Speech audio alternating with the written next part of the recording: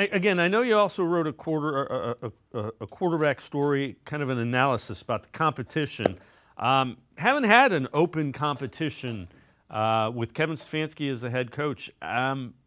What are your thoughts of it when you look at Yeah, I think I don't know what to think. I think it? it's going to be interesting. Um, I don't know if it'll be exciting or not. I think there'll be plenty to watch because the four combatants, right, the four competitors, they're kind of all over the board. I mean, you have the two rookies who have similar games, but Shadur Sanders is such a big name, comes with so much surrounding him that I could see Dylan Gabriel being like, "Hey, I'm going to prove to this guy I was with the third round pick when he was a fifth round pick." So how do the rookies, not necessarily butt heads, but how do they compete against each other? You got Joe Flacco, who probably rises above it, and the Browns know, hey, if we want to go to Joe, we can go to Joe, and he's a proven commodity, and you know exactly what you're going to get.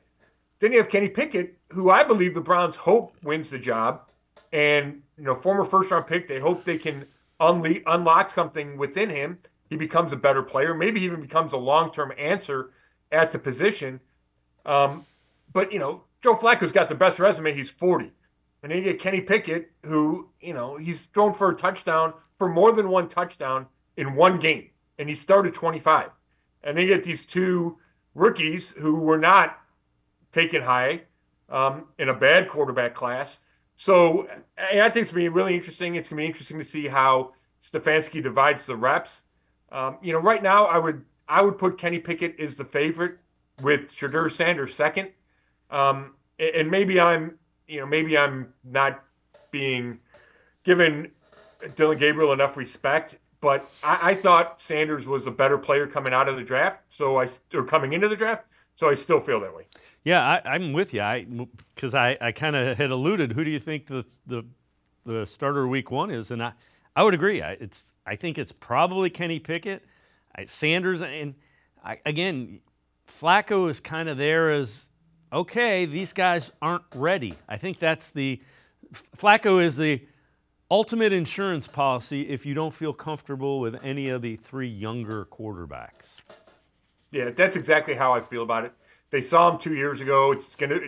We would think the scheme would be really similar to what he ran here in 2023 with Stefanski back calling the plays.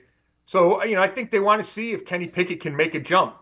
But if he doesn't, what if he doesn't look like they want him to look throughout the offseason program or the start of training camp or whatever, and you don't see one of the rookies emerge, then it feels pretty, not maybe not easy, but simple to go to Joe Flacco. Let's say it's week 2 of the preseason. Joe, now you got a month to get ready for week 1.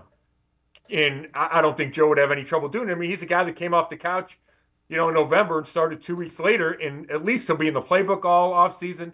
He would be with teammates. So it would not be nearly the adjustment that he had to make in 2023.